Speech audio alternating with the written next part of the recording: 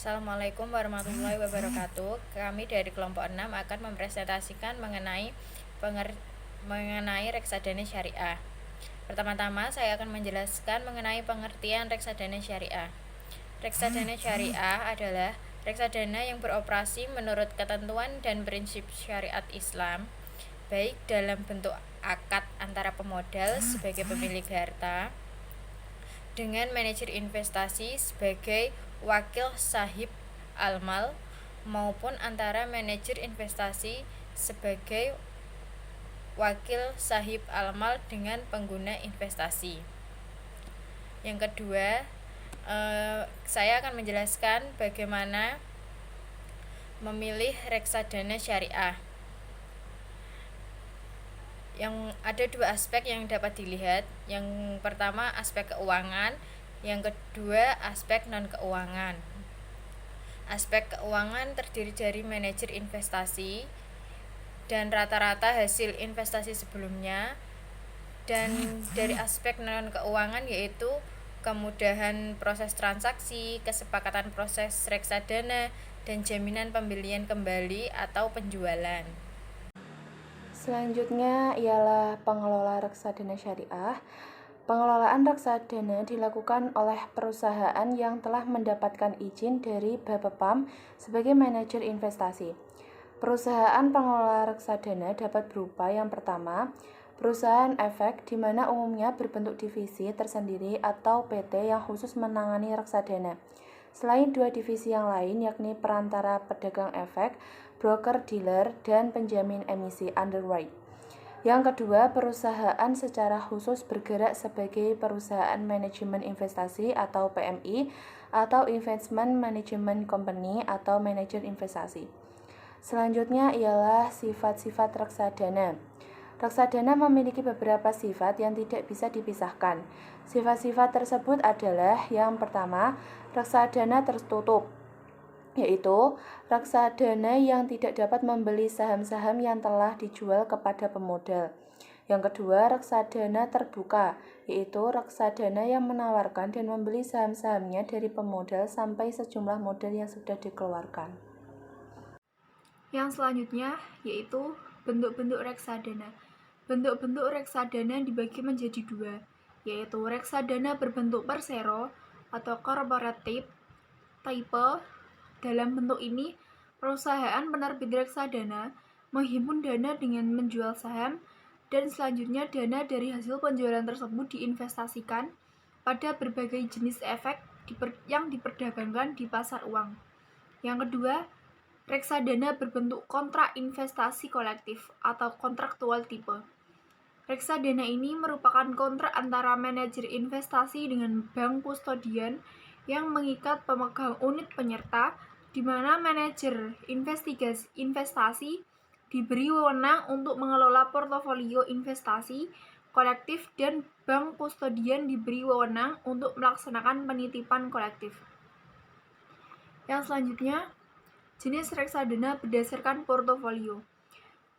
Beberapa jenis reksadana berdasarkan portofolio dapat dijelaskan sebagai berikut. Yang pertama, reksadana pasar uang. Reksadana ini hanya melakukan investasi pada efek bersifat utang dengan jatuh tempo kurang dari 1 tahun. Yang kedua, reksadana pendapatan tetap. Reksadana jenis ini melakukan investasi sekurang-kurangnya 80% dari aktivanya dalam bentuk efek bersifat utang. Yang ketiga, reksadana saham. Reksadana yang melakukan investasi sekurang-kurangnya 80% dari aktivanya dalam bentuk efek yang bersifat ekuitas. Dan yang terakhir yaitu reksadana campuran. Reksadana jenis ini melakukan investasi dalam efek bersifat ekuitas dan efek bersifat utang. Yang selanjutnya akan dibawakan oleh Mbak Erva. Baik, saya akan melanjutkan Pembacaan tentang manfaat dan keuntungan reksadana. Yang pertama, pemodalan walaupun tidak memiliki dana yang cukup besar dapat melakukan investasi dalam efek sehingga dapat memperkecil resiko. Dan yang kedua, reksadana mempermudah permodalan untuk melakukan investasi di pasar modal. Menentukan saham-saham yang baik untuk dibeli bukanlah pekerjaan yang mudah, namun memerlukan pengetahuan dan keahlian tersendiri. Dan yang ketiga, efisiensi waktu dalam melakukan investasi pada reksadana di mana dana tersebut dikelola oleh manajer investasi profesional, maka permodalan tidak perlu memantau kinerja investasinya. Hal tersebut telah dialihkan kepada manajer investasi tersebut. Selanjutnya, perbedaan reksadana konvensional dan reksadana syariah. Reksadana syariah tujuan investasi yaitu tidak semata-mata return, tetapi juga SRI dalam kurang Society Responsible Investment. Selanjutnya operasional, yaitu ada proses screening. Selanjutnya pengawasan, yaitu Dewan Pengawasan Syariah dan Baperdam. Selanjutnya akad atau pengikat selama tidak bertentangan dengan syariah. Selanjutnya transaksi, yaitu tidak boleh berspekualisasi yang mengandung gas seperti najis dalam kurung penawaran palsu, ihtikar, masyir, dan riba. Selanjutnya, reksadana konvensional. Tujuan investasi yaitu return yang tinggi. Selanjutnya, operasional yaitu tanpa proses training.